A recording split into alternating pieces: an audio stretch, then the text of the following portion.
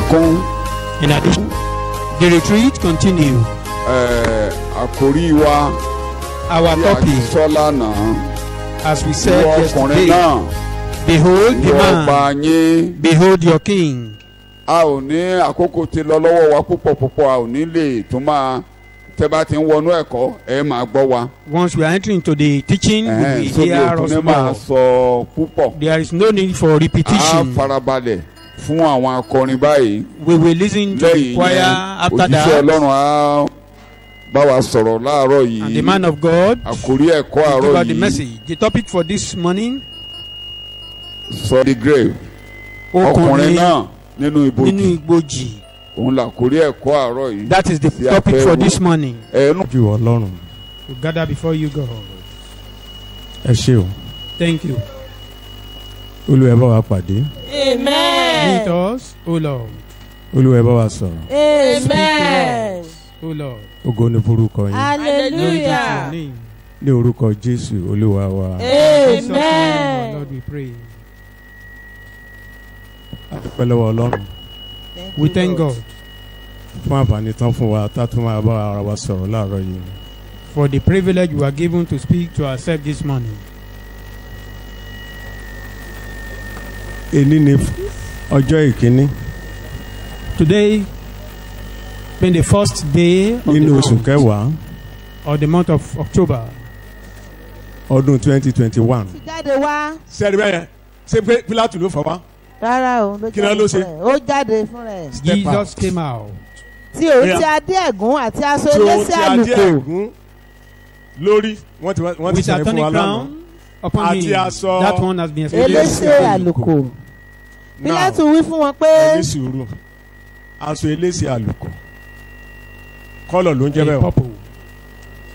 Lédè òyìnbó wọ́n pè ní pọ́pù. Okay, purple. Báà la ṣe wọ́n rí pọ́pù. How do we get purple? Ẹ́n? Where do we? Báà la ṣe What máa rí pọ́pù is the combination that bring out blue? Ẹ̀yin ọmọ iléèwé tẹ́ ti lọ skul.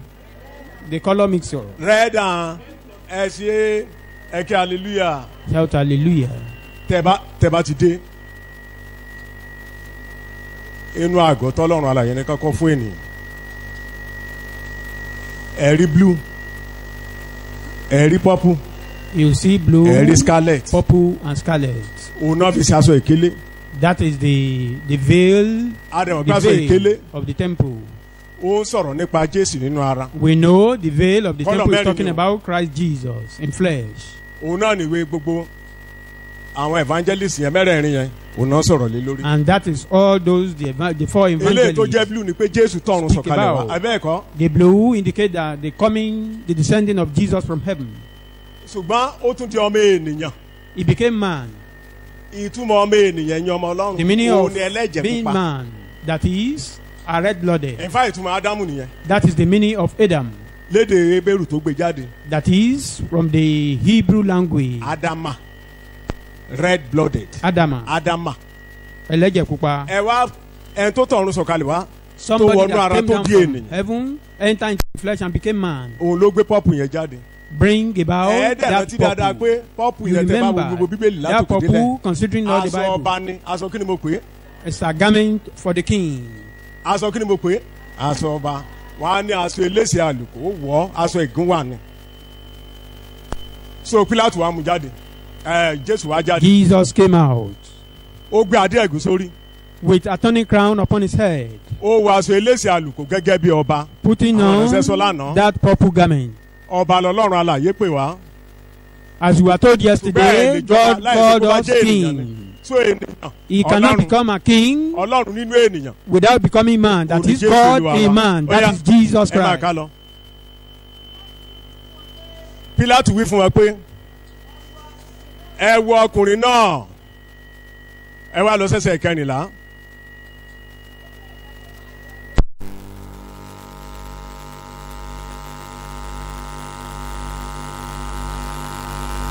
Ìpalẹ̀mọ́ àjọ ìrékọjá. It was the preparation for the Passover.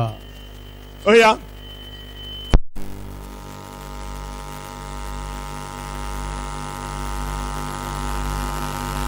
Tùpé Here, ẹ wo ọba yín. Pilate was addressing the Jew. Behold your ṣùgbọ́n kí king. làwọn ti dáhùn. And what was their àwọn òní reply? ọba kan ju. And they said they have no Kesari. king besides Caesar.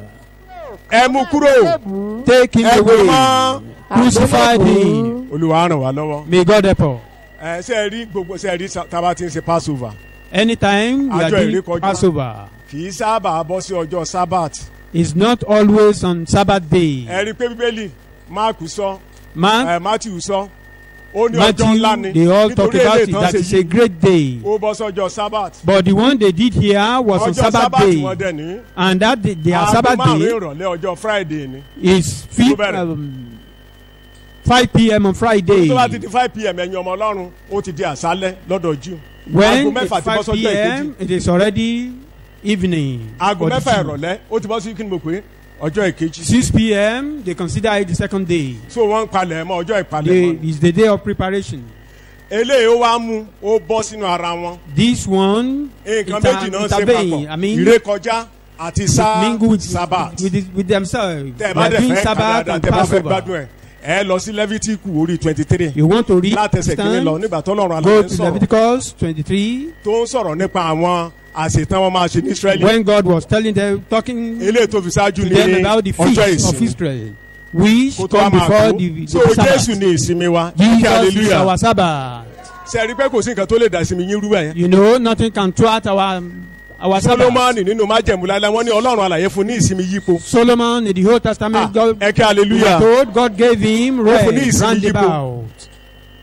irú ìsinmi bẹ́ẹ̀ wọ́n lè bàjẹ́. Such Jésù ní rest can ìsinmi be wa. thwarted, but Jesus is our rest. ta ló máa bà Jésù jẹ́ lẹ́nu. Who can So destroy ìsinmi ẹ̀kúnṣẹ́ Jesus? tó máa bàjẹ́. No one can thwart ẹ our kí rest. hallelujah Shout hallelujah. abẹ́ ẹ̀gbà yẹn gbọ́. Or don't you believe that? so mo kàn fi yẹn ṣe introduction. That is just an introduction. wọ́n gbẹ̀gùn lé lórí A tonic crown Wọ́n was ti ṣàlàyé put upon fún his head. ó wá fi hàn bẹ́ẹ̀ mo ní kókó mẹ́rin I have 4 points. a ní máa yà káàkiri. We will not be going about. kókó àkọ́kọ́ Point number 1. Ọlọ́run wá ọkùnrin kan kiri God is looking for a láti ayébáyé man. láti gbà tádámù ti ṣubú. Ever since the fall of Ọlọ́run wá Adam, ọkùnrin kan. God is looking for a man. Màkàbíyèlì tí o. I will read Bible. kókó èkejì Point number ènìyàn ń 2. retí ọkùnrin kan.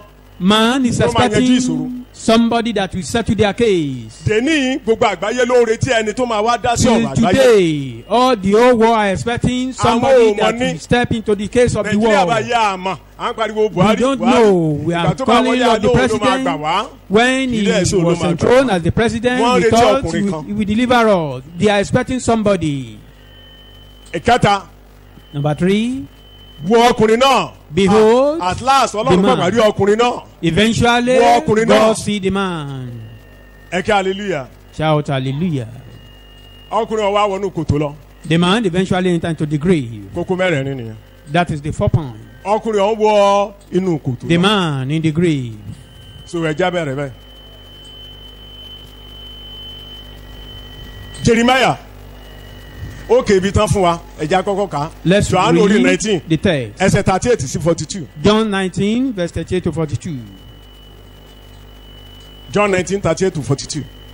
lẹ́yìn nǹkan wọ̀nyí Ahan. ni Joseph ará Arimathea lẹ́yìn kan wọ̀nyí Joseph ará Arimathea ẹni tí í ṣe ọmọ ẹ̀yìn Jésù ẹni tí ń sọ ọmọ ẹ̀yìn Jésù ṣùgbọ́n ní ṣùgbọ́n ní ìkọ̀kọ̀ ìkọ̀kọ̀ nítorí ìbẹ̀rù àwọn Júù A secret disciple of ó Jesus. bẹ̀ Pílátù Because of the fear of ó God. fẹ́ Pílátù. kí òun kí ó lè gbé òkú Jésù kúrò Ahan. Pílátù sì fún un lé àṣẹ Ahan. nítorí náà ni ó wá ó sì gbé òkú Jésù lọ ó gbé òkú Jésù lọ. Níkódémù pẹ̀lú sì wá Ahan. ẹni tí ó tọ̀ Jésù wá lóru lákọ̀ọ́ṣe Ahan. ó sì mú àdàpọ̀ òjì àti aloe wá ó tó ìwọ̀n 100 lítà 42 lẹ ti máa dúró. bẹ́ẹ̀ ni wọ́n gbé òkú Jésù Ahan. wọ́n sì fi aṣọ ọ̀gbọ̀dì pẹ̀lú tùràrí Ahan. gẹ́gẹ́ bí ìṣe àwọn Júù ti ní ní gẹ́gẹ́ bí ìṣe ìsìnkú àwọn wọn Júù. àgbàlá kan sì wà níbi tí a gbé kan mọ́ àgbélébùú kí ni a pè é àgbàlá àgbàlá ìyẹn ní Ìyá. garden. ibojì tuntun kan sì wà nínú àgbàlá náà nínú èyí tí a kò tí ì tẹ́ ẹnikẹ́ni sí rí ó ti tó níbẹ̀ làwa tẹ́. níbẹ̀ ni wọ́n sì tẹ́ Jésù sí That was Ó ti tó. where Jesus was Hallelujah. laid. àgbàlá kan wà Yeah. níbi tí a ti kan Jésù There was a mọ́. garden where Jesus was crucified. nínú àgbàlá yìí In that garden, nínú ọgbà yìí in this yard, àríbojì tuntun tàn gbẹ́ síbẹ̀. There was a new sepulchre there. nínú of grave. pàlàpàlà àpáta. tẹ́ ẹ bá padà torí gbogbo nǹkan tá à ń kà yìí. All we are reading tẹ́ here ẹ bá wo now, nǹkan tó wà lọ́kàn ìránṣẹ́ Ọlọ́run. when you look at what ìdápadà ohun gbogbo. the man of God has Restoration of all done is things. the Abẹ́ẹ̀kọ́? restoration of all things. Restoration of all things. Ìdápadà ohun gbogbo. nínú ọgbà Édẹ́nì ẹ̀yin ọmọ In Ọlọ́run. the garden of Eden. torí inú ọgbà náà ni. It's in the ẹ lè garden. bá bojì mẹ́. You cannot see any grave there. ṣùgbọ́n nígbà tí èèyàn ti ṣẹ̀ṣẹ̀ yẹn ni pé kò sí ikú nínú ètò Ọlọ́run tẹ́lẹ̀. It means there is no death in the plan of nígbà God. tí èèyàn ti ṣẹ̀ tán. But ó when ti man sọ̀kalẹ̀ wá. sin, then death come down. ẹ rí i pé à ń sọ níbì kan. We were discussing somewhere. Jóòbù ń pariwo Job was crying pé Ọlọ́run ẹlẹ́dàá that God ó sọ̀rọ̀ lẹ́ẹ̀kan speak once, ṣùgbọ́n ènìyàn ò lóye ẹ̀. but man could not Ó tún sọ̀rọ̀ understand. lẹ́ẹ̀kejì. Speak the second time. ọmọ èèyàn ò lóye ẹ̀. Yeah, they don't have the understanding. ó ló sọ̀rọ̀ nú àlá He ó sọ̀rọ̀ speak in nínú the ìran. dream, in the vision, láti lè mú ìgbéraga number one kó mú ìgbéraga kúrò lọ́wọ́ nínú ikú ọmọ ènìyàn just to humble nínú ayọ̀ ọmọ man, ènìyàn. dẹ́n kó lè gbá kó má sọ̀kalẹ̀ lọ sínú ìwù and for him not to descend down Kó má lọ to sínú death, ibojì. not to go into the grave, kó má lọ sọ́run àpáàdì. not to go to hell. nígbà tí wọn ò gbọ́ When they Job could not 33 understand, that is Job 33. ẹsẹ̀ 14 ni mo kà sí Verse nísàlẹ̀ 14. yẹn. nígbà táwa dé 24 ó wá ní In òòrè verse ọ̀fẹ́ 20. lòun máa ṣe. He said that we do great. ó ní ẹ má jẹ́ ó wọ kòtò yẹn lọ nítorí mo ti rí ìràpadà. Help him not to enter into that grave because he has ẹnìkan redeemed gbọ́dọ̀ him. wọ́ lọ. Somebody must go there. Jésù dẹ̀ wọnú kòtò yẹn And lọ. Jesus ẹni entered pé that inú ọgbà grave. ni o You wọ́n máa know, it's in the gbẹ́ garden. ibojì tuntun. There was a new ẹ kí sepulchre hallelujah. there. ṣé o tẹ bá rí ní ìgboro ẹ̀yin ọmọ Ọlọ́run tẹ bá If rí you ní see ìgboro. it outside, nkálukú mo máa ń sọ. I do say this. ọ̀nà méjì ló wọnú ọ̀nà kan ṣoṣo ló wọnú hospital. There is only one way into the hospital. ṣùgbọ́n ọ̀nà méjì lèèyàn lè bá jáde. But you can come out through two ways. o lè gbẹnu géètì jáde You can come out through the gates pẹ̀lú ẹsẹ̀. with your feet. o dẹ̀ lè gbanú mọ́ṣúárì jáde. And you can come out through the mortuary. kò sí inú ètò Ọlọ́run tẹ́lẹ̀. It's not in the plan of God nígbà before. tádámù ti dẹ́ṣẹ̀ tán. But since Ìwò wà the sin wájú of ẹ̀. Adam, àwọn èèyàn dẹ̀ ń rọ́ọ̀dì there is lẹ́ni a wọ́n rọ́ọ̀dì. sepulchre in front of him, Mo bẹ̀ and people Ọlọ́run are láàárọ̀ going yìí. into it. tó o bá ti gba Jésù yìí. If you are yet to accept kòtò wà Christ, wájú ẹ̀yin ọmọ there is a Ọlọ́run. dish ahead of you. kòtò yẹn Jésù rí Bíbélì ni ó gbàdúrà ó fi ẹkún rárá. Jesus saw Àti that omijé, dish. ó fi gbàdúrà sí ẹni tí ó lè gbà And lọ́wọ́ Bible kòtò said he yẹn lọ́wọ́ ikú. prayed with, ó ní àsìgbó rẹ̀ nítorí ó with bẹ̀rù. tear to him that can deliver him from the grave. Ó And ké his sí voice Ọlọ́run, was Ọlọ́run heard. alààyè gbà á. He called upon God and God ipò delivered òkú him. pọ̀ jáde lọ́jọ́ ìkẹta. And the grave pushed him out. gẹ́gẹ́ bẹ́ẹ̀ jẹ́ àṣepọ̀ jóná jáde lọ́jọ́ ìkẹta. Just like the ó fish pọ̀ jáde. vomit Ẹni Jonah ẹni tẹ́yẹ̀ on bá the ti third gbé day. èèyàn Ọlọ́run, ó And dẹbọra. you see, Ó when dẹbọra. man die, become a ghost. ọwọ́ òtún kà mọ́ ọwọ́ ayé ò kà mọ́. No, the word cannot handle Toro him ti di ọmọ again àjíǹde. because he ìpín becomes tiwa nìyẹn ọmọ kí ni wá.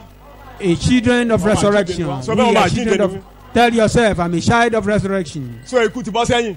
The dead is ìgbòho ló bọ́ overall, sí ẹ̀yin ọmọ Ọlọ́run. and that's the reason tó wọ́n wá ayé òfin lè ka yín. and that is why nobody can ọwọ́ handle ayé your ò yẹ case. ká wa lórúkọ Jésù. The world cannot handle you. ìdí nìyí That is what Ah, this ní is darapọ̀ why máyé. you will not be. You won't mingle with the world. nífà ìdọ́gba dàpọ̀ pẹ̀láyé. You will not join them. so àrí àti kàn bẹ̀ yẹn. mo wá ní Ọlọ́run kókó àkọ́kọ́ Point Ọlọ́run number ń wá one. ọkùnrin kan ló ń wá kiri. That God is looking for a Ṣùgbọ́n kò man, rí. but unable to nínú find. Jeremáyà orí ìkarùn-ún. In Jeremiah chapter 5, ẹ bá mi kà á látẹsẹ̀ kìíní dẹ́sẹ̀ karùn-ún. from verse 1 to Ẹ rí, 5. ó sọ fún yín ẹ máa kà á. Jeremiah chapter 5, Jeremáyà orí ìkarùn-ún. verse ẹrìn 1 kiri to la 5. ìta Jerúsálẹ́mù já kí ẹ sì wò ẹnì nísinsìnyí kiri Jerusalem já Walk around Kódà the ó ní city of sáré ni. Jerusalem. He said, run. kí ẹ sì mọ̀ kí ẹ kí ẹ- mọ̀ kí ẹ sì wá kiri níbi gbòòrò rẹ̀ ẹ wá kiri níbi tó gbòòrò. Sir, kí ẹ bá lè rí ẹnìkan tá a bá lè rí ẹnìkan See, we bí can find ẹnìkan wà a man tí ń ṣe ìdájọ́ tàbí ẹnìkan tó ń ṣe ìdájọ́ tí ó ń wá òtítọ́ tó ń wá òtítọ́ man èmi ó sì dárí jì dájọ́. í. màá dáríjì ìlú náà and is faithful. I will màá dáríjì forgive the Jerusalem city. tí I bá will ti lè rí forgive ọkùnrin kan. Jerusalem if I can find a man. Ẹ̀yà ẹ máa ká lọ. bí wọ́n bá sì wí pé olúwa ń bẹ síbẹ̀ wọ́n búra èké Ẹ̀yà olúwa ojú rẹ kò há wà ìyẹn ni lára pé wọ́n lọ òtítọ́ jáde o wọ́n ń búra lórúkọ Which Ọlọ́run means yẹn ni pé wọ́n máa ń you súre go to lórúkọ Olúwa. church, they bless in the name of God the bless Lord. you God bless you Ọlọ́run á bùkún ṣùgbọ́n fún Ọlọ́run ọ. alàyè lékè ni wọ́n But God ọkọ̀ wọn jìnnà sí said they are Ọlọ́run. fake. They Kò are rí. far away from Him. Ẹ̀yà olúwa Couldn't ojú rẹ find kò há anyone. wà lára òtítọ́ ahẹ́n ìwọ ti lù wọ́n wọn wọ́n kò ti lù wọ́n ṣùgbọ́n kò dùn ṣùgbọ́n wọ́n kò dùn wọ́n ìwọ ti run You smite wọ́n them. ó ti run wọ́n ṣùgbọ́n wọ́n kọ̀ láti gba ẹ̀kọ́ wọ́n kọ̀ láti gba ẹ̀kọ́. wọ́n ti mú ojú wọn lé ju àpáta lọ Ahán, wọ́n kọ̀ láti yí padà máa ká lọ èmi sì wí pé èmi wípé lóòótọ́ tálákà ènìyàn ni àwọn wọ̀nyí Ahán. wọn kò ní òye wọn ò lóye nítorí wọn kò mọ ọ̀nà olúwa wọn ò mọ̀nà olúwa. tàbí ìdájọ́ ọlọ́run wọn ó ti tó ẹ kí hallelujah. hallelujah. Hallelujah. ọlọ́run nílé gbòó Jeremiah ẹ lọ wá gbogbo ìlú ẹ wá God told Jerusalem. Jeremiah to Tí n bá search ti through rí ẹnìkan Jerusalem. If tí n bá God ti can rí ọkùnrin kan find just a man tó ń sòtítọ́ that is faithful, tó tẹ̀lé ìwà bí ọlọ́run that is godly, ó ní máa dáríjì ìlú yẹn. then I will forgive that city. ẹ rántí pé Nebuchadnezzar wà lẹ́ǹkùlé o. You remember Nebuchadnezzar is Ọlọ́run at the alààyè back, ìdájọ́ ti wà is lórí at the ilẹ̀ back fún wọn. here. The God of George Ṣùgbọ́n is Ọlọ́run ní already tí òun bá at ti the lè back rí here. ẹnìkan But God said, if I can find a man tó jẹ́ kójú olódodo kí n lè lóye that yẹn is torí wọn sọ honest kójú olódodo or níwájú ọlọ́run. righteous before God, ó ní ṣùgbọ́n mi ò rí. but no kò dẹ̀ one, lè rí he can't find anyone. torí inú Ádámù ni gbogbo wa ti jáde. Because we all emanate from Adam. ẹ̀ẹ́dẹ́rì pé Ádámù ní ẹ̀yìn ọmọ ọlọ́run. You know Adam ó ti gbèpè sórí kó tó bímọ. already caused before he have any issue. èwo lẹ fẹ́ mú sẹ́mi Which fún àwọn one do you ìránṣẹ́ want to ọlọ́run take? wọn a máa sọ. You know wọn ní the man láti of God Ádámù will tell títí dé Jésù. From kò sí Adam to ẹnìkan Jesus, no tó one ṣàṣeyọrí. ever sóòótọ́ ni àbí succeeded. kì í sóòótọ́. Is he a lie? kò sí. No ṣé Solomon one. ló fẹ́ mú ni. You want to talk about Solomon? in fact bá kẹ̀tẹ̀ kàtẹ́ Solomon ó burú jáì. If you read the story of Solomon, it's very kéèyàn ní bad. 1,000 wives obìnrin 1,000. For somebody to have 1,000 women kí n pè ní women ẹ ṣe. as wives, torí oníkan tó ṣe nǹkan lé lórí dáadáa àwọn bíi 300 nìyẹn àwọn ilé ìbí àlè ẹ̀ ó jẹ́ 700. 300 Ẹjọ́, ká ló wives, fẹ́ sáàfù 700 gbogbo wọn round? concubines. ọdún mélòó ló fi máa For sáàfù him round. to serve them round. How many years? ṣùgbọ́n ẹ wá wo ìgbésí ayé Solomon. Look at this. Look at tẹ́ ẹ his bá ka gbogbo bíbélì lifestyle. yín látòkè Read ní ọmọ all kan your tuntun wọ́n Bible. rìkọ́dù fún. There is only one child recorded ẹ kí for him hallelujah. throughout the wọ́n dẹ̀ Bible. pé orúkọ ẹ̀ ní Rehoboamu. And they call him àwọn ènìyàn Rehoboam. yóò sọ̀tẹ̀ ṣé wọn ò That sọ̀tẹ̀. people will rebel. ọmọ kan That's the ṣoṣo meaning of the name. ọmọ náà kò tí létà ni. Eventually, so kò sóríire. the boy is a ṣé looter. Dáfídì lẹ fẹ́ sọ ni. You want to talk of David, àbá Abrahamu gan the father of faith, o ìyàwó ẹ̀ and his wife enter Ó ní into wo, his ó dá the town. lóbìnrin o. You are ṣùgbọ́n beautiful. wọn á pa mí torí tiẹ̀. They will kill me for your sake. kò sọ pé sísítà ni Tell àbúrò ló jẹ́ them sí. you are my sister. nǹkan tó bá wù wọ́n kàn fi ẹ́ ṣe o. Whatever they Bẹ́ẹ̀ni, á wà like, let them láàyè. use you. ẹjọ́ but tó I fẹ́ràn will be ìyàwó alive. yẹn. Did he love dáàdi that táyé wọn wife? fi sẹ̀kọ́ fún wa. ẹ kí hallelujah. Shout hallelujah. One of our pastors here àwọn pastor wa, preached that wọ́n fi ṣẹ̀kọ́ fún wa sermon bí. sometimes ago. ó ta ìyàwó ẹ̀ ní pọ́ńtọ̀. He sọ́dọ̀ àwọn sold kèfèrí. his wife. Cheaply. ẹ̀rọ kò ti kẹ́kọ̀ọ́ ni. You will think he has learned a lesson. some 20-something years later the same ó tún repeat ẹ̀ náà. Lẹ́yìn bí ọdún bí ogún ọdún ó lé díẹ̀ sí i. tọ́lọ́run bá dúró lórí Nǹkan ìwà yìí náà ló ẹ̀ tún ẹ̀yin ọmọ ṣe. ọlọ́run. If God should behave to him according to his character, ọlọ́run rẹ nìkan. God sẹ́nu could àlá not máa find sọ ní anyone. the second man. bíbélì ni ó gbé àjàrà ó dẹ̀ mu ògógóró yó ó tu rẹ̀ sí what òun. do you want to talk about Noah, the second man? so kò sí ìrètí. He has a kò sí garden ìrètí nínú and nǹkan drink tọ́lọ́run àlàyé dẹ́ ẹ̀yin ọmọ and become a ọlọ́run. drunkard because ibi of tí ìrètí wine. wà òun There is no lọkùnrin yìí. hope. The only place where the hope remains is Ó ní ẹ in wá this lọ. man. Said look ẹjẹ́ for àká him. Isaiah 59 Ìwé Àìsáyà orí kọkàndínlọ́gọ́ta ẹ̀kẹsẹ̀ kàndógún ẹsẹ̀ 16 15-16. ẹsẹ̀ kàndógún sí ìkẹrìndínlógún rẹ̀. ẹsẹ̀ kàndógún. Isaiah 59. ẹ̀yà. òtítọ́ kò sí òtítọ́ kò sí. ẹni tí ó sì kúrò nínú ibi ó sọ ara rẹ̀ di ẹni bá ti ìjẹ rẹ̀ sọ́tọ̀ pé mi ò ní lọ́wọ́ nínú ibi. kí Anyone ló that sọ̀rọ̀ separates ẹ̀dá. himself ìjẹ Jésù ló ń jẹ́ bẹ́ẹ̀. olúwa Ó sì nìkan ló ya rẹ̀ taking sọ́tọ̀ the evil, ó di he ìjẹ. become a prey. ẹ̀yà. olúwa sì rí i olúwa rí i ó sì burú lójú ó rẹ̀ burú lójú ọlọ́run tí ìdájọ́ kò sí pé ìdájọ́ kò sí. ó sì rí i pé kò sí ẹnìkan ó rí i pé kò sí kíni no man. No one. ẹnu kò sì sí yá ẹnìkan ẹnu yá He was pé surprised. onípẹ̀ kò sí pé onípẹ̀ kò sí. nítorí náà There is apá no rẹ̀ mú supplicator. ìgbàlà fún wa ẹ̀kẹ́ hallelujah. Shout hallelujah. nígbà tí òre yẹn ó wá o. When ní Ísírẹ́lì he kò could not ní. find anyone. ká má kẹtẹ ẹ̀ wá sọ àwọn kèfèrí. Not to talk of the Gentiles. mo sọ fún yín níje mo sọ ń bí náà níje ló. I said this sometimes ó lẹ́yìn tó ago. dáa jù I said nínú gbogbo kèfèrí pátápátá ó ní Cornelius. Cornelius was the maybe àwọn ọ̀run jẹ́rìí ẹ̀ the only ìjọsọ one máa that is dọ́run. better among. tí ọkùnrin ò bá yọ sí tí Jésù ò bá yọ sí tó máa dọ́run. If Jesus didn't appear Kò lè unto dọ́run. him, he cannot get to heaven. yẹn ni pé kò sí. It means there is no Zechariah man. orí ìkẹfà Zechariah Amami chapter kan. 6, ẹsẹ̀ kejìlá. Zechariah verse orí 12. kẹfà ẹsẹ̀ Zechariah kejìlá. 6:12.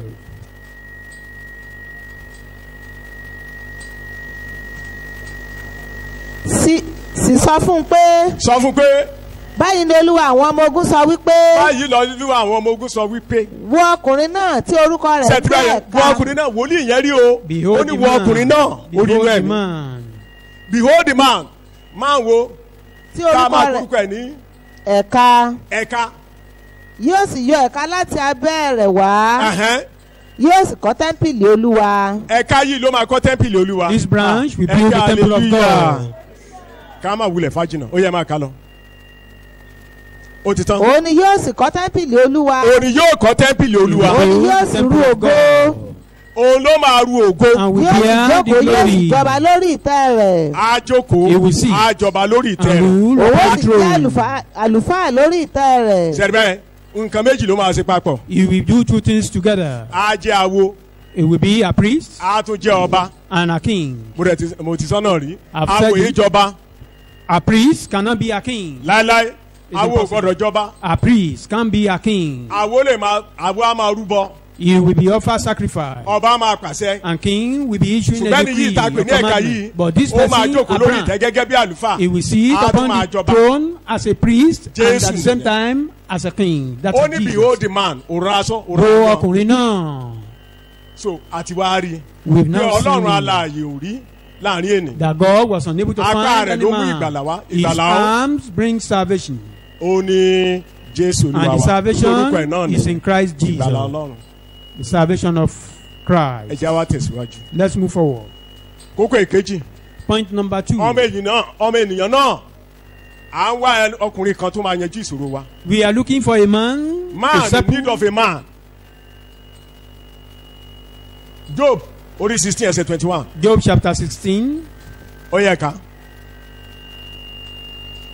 Job 16:21 wòlíì àgbà ìbá ṣe pé ẹnìkan lè máa ṣe alágbàwí fún ẹnìkejì lọ́dọ̀ ọlọ́run. yẹn ni kó ń dárò sáà lè rí ẹnìkan tó máa dúró láàrin ènìyàn àtọlọ́run tá a máa ṣìpẹ̀. Can we see a man that can stand between Oh, yeah. man and God? ìbá ṣe pé ẹnìkan lè máa ṣe alágbàwí Àṣìṣọ fún ẹnìkejì lọ́dọ̀ ọlọ́run. tá a bá lè rí ẹni tó máa ṣe alágbàwí láàrin He ènìyàn we kan can sẹ́nì see kejì an advocate. bí lọ́dọ̀ ènìyàn kan Ọlọ́run. ti ń ṣe alágbàwí Between fún man and God. ẹnìkejì rẹ̀. ṣùgbọ́n kò rí He couldn't find any. ẹ̀kẹ́ hallelujah orí ìkẹsàn-án ẹsẹ̀ 33 Chapter 9, Job orí verse ìkẹsàn-án 33. ẹsẹ̀ 33 màá tètè run ẹ̀ down. bẹ́ẹ̀ ni kò sí alátúnṣe kan kò sí ẹ̀bẹ́ rí bẹ́ẹ̀ yẹn kò sí alátúnṣe kan lágbede méjì wa lágbèdè méjì Job àtọlọ́run tí ìbá fi ọwọ́ rẹ̀ lé àwa méjèèjì lára. lágbọ́wọ́ ẹ̀ lé ọlọ́run tá a tún gbọ́wọ́ ẹ̀ lé òun náà. no one Tínú can Ọlọ́run stand alààyè upon á yọ. God and him. torí That ọlọ́run will gbógun ti appease ìwé ọlọ́run God. kọ́ ló dẹ̀ gbógun ti He was Jóòbù ẹ̀yìn thinking ọlọ́run. that God was waging war against him. Tọ́lọ́run And kò it's bá not God ṣàánú that fún is Job. waging war. If Ẹ̀yin God ọlọ́run, didn't have mercy ìgbẹ̀yìn upon aburú Moses, jáì. I mean, Job, his end would have been very ìgbẹ̀yìn yóò ní burú brutal. lórúkọ Jésù. May our ẹ end tó máa gbọ́wọ́lé ọlọ́run be tó a máa gbọ́wọ́lé brutal one. ènìyàn tó bá gbọ́wọ́lé ọlọ́run inú ọlọ́run alààyè á yọ. somebody that will lay upon lẹ ti fẹ́ rí God, yẹn ní lay his hand Nàìjíríà? upon God, that God ìbọ̀lẹ̀ will ti be fẹ́ rí yẹn happy. nínú ayé Where can we find that in the world or in this country?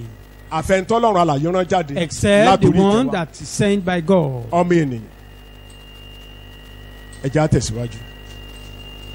a rí ìtàn kan nínú Jòhánù orí ìkarùn-ún There is a story in John ẹ̀kẹsẹ̀ chapter ìkarùn-ún ẹsẹ̀ 5, kẹfà verse 5 and 6. Jòhánù orí ìkarùn-ún. ọkùnrin kan chapter sì wà 5. níbẹ̀ ọkùnrin kan wà níbẹ̀ ẹni tí ó wà ní àìlera rẹ̀ lé ọdún méjìdínlógójì. ó wà nínú àìlera rẹ̀ ní ọdún mélòó méjìdínlógójì. For 38 Bí years. ó Jésù- yarọ lódidi 38 years. Delay. For 38 years. mo dẹ̀ fẹ́ kẹ́ ẹ mọ̀ dáadáa I want ṣe you mọ̀ to pé know. àwọn Júù ní You know, Jew, this is a Jew. 38 years yẹn That 38 years, wọ́n ń wọlé ìlérí báyìí ṣùgbọ́n wọn ò wọlé they ìlérí. are looking at the promised land like this, wọ́n rí but rere unable to ṣùgbọ́n ọwọ́ enter. wọn ò tó They wọn ò have lè dé. good things, but cannot lay ọkùnrin yìí their hand on náà it. agbésídìí kànga This Ọlọ́run man alààyè gbé kalẹ̀ ní was Jerusalem. beside a well in Jerusalem. àwọn èèyàn kọjá sínú omi yẹn People nígbà are táńgẹ́lì entering bá rú into omi yẹn that papọ̀. water when the ṣùgbọ́n torí pé arọ water ni is mixed ó wò together by wọ́n angels. wọ́n gba mírèkù wọ́n ń lọ. He was looking at Ṣùgbọ́n ọwọ́ ẹ̀ ò these ṣe people kíni? receiving their Ọwọ́ own ẹ̀ ò miracle, tó. but was unable to get there. ah Jésù wá bá pàdé ọkùnrin náà bá pàdé. Jesus Kí lọkùnrin yẹn entangled sọ? him. ó yẹ ká bí Jésù ti rí i ní ìdùbúlẹ̀ ní Jésù rí ní ìdìbúlẹ̀ tí ó sì mọ̀ pé ó pẹ́ tí ó ti wà sẹ́ni pé bẹ́ẹ̀. Jésù mọ̀ You know, Jesus knew kò the ní ìdí pé man. kán ṣẹ̀ṣẹ̀ introduce ẹ̀ sí He Jésù doesn't mọ̀ need any tó o introduction. bó ṣe wá bí láàárọ̀ yìí As you are here this o ní morning, ìdí kan introduce ẹ̀ sí you need pastor nobody to introduce you o to ní the ìdí man of kí pastor God. recommend ẹ̀ fọlọ́run You Ó don't mà ẹ́. need man of God to recommend Hallelujah. you to Ó God. lọ́mọ God pé know pẹ́ tó you. ti wà nù wàhálà yẹn Jesus knew Israel this ló man bá has been sọ̀rọ̀. in this trouble for a very long time. Hallelujah. Talking about Israel here. tẹ́ ẹ bá kà á If you Deuteronomy read orí ìkejì Deuteronomy chapter 2. ẹ bá mi kà ẹsẹ̀ kẹrìnlá Deuteronomy chapter 2 verse 14. Deuteronomy 2:14 ẹ sáré kà á. ìgbà tí àwa ti fi kádésì bá ní àwa Kàdés bá ní àwa títí àwa fi gòkè odò sérédì lọ ó jẹ́ 30 ọdún ó lé mẹ́jọ ọgbọ̀n ọdún ó lé mélòó 8 38 years. years. títí gbogbo ọkùnrin yìí ó paralyzed for how many years? This man 38 was years. 38 years late. wọ́n ti délẹ̀ ìlérí o báńkì They are náà wà already in Ọlọ́run ní the ẹ wọlé promised lọ land, wọ́n ní but wò for lè lọ wọ́n them nílẹ̀ to máa gbé wọn enter, they said they can't enter, that the land will wọ́n ní wò swallow dàbí them, ju ẹlẹ́ńtẹ lọ. that they look like grass cutter. I mean, bíbélì ni grass wọ́n yẹ shopper. captain tó fẹ́ máa kó wọn padà sí Egypt Ọlọ́run alẹ́ ní Egypt yẹn ní débẹ̀ wọ́n bẹ̀rẹ̀ sí máa They dúró were looking for a for leader 38 to lead them back to years. Egypt. God said, you will Wọ́n not get to darọ. that place. gbogbo àgbáyé The whole world. amen. Amen. kí ni eré tá à ń sá kiri ẹ̀yin Ọlọ́run eré tá à ń What sá are we kiri running about for? kí ni ìtumọ̀ ẹ̀ gan. What Ẹ does jẹ́ it abéèrè. mean? Let's ask ourselves. mo jí débi kan láàárọ̀ yìí mo kọjá ń bẹ̀. I got to a place this morning. I just passed by. amen. Amen. warawara ẹ̀yin yẹn kọ́lé yẹn That person is building that ó house dẹ̀ decorate ẹ̀ dáadáa and give that bẹ́ẹ̀ ló house and behold wọ́n ti sí síwájú ìta kò wá sẹ́nìkan tó a ń gbé bẹ́ẹ̀ good mọ́. decoration. But the man Amen. is dead now, kí mo ní kò sí buried in Kò sẹ́ni front tó of ń gbé that bẹ́ẹ̀ house, mọ́. and nobody Òdìlé to live aláǹgbá. in that house.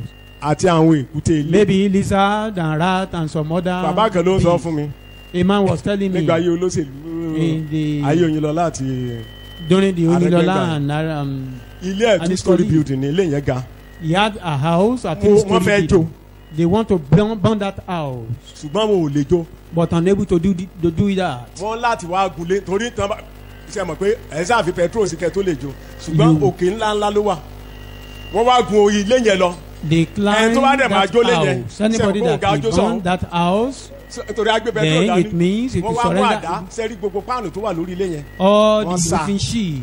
wọ́n sá gbogbo páànù èmi bàbá yẹn They sọ̀rọ̀ cut lọ́wọ́ them. ó lóun ti grow thick skin He said he has ó láwọ̀ ó ti developed yí a thick skin to Ó any láwọ̀ ó ti yí. oppression. ó ní ṣùgbọ́n ẹnìkan ló wá tù ú nínú He said Ibi tí mo lọ somebody now came to him to comfort him.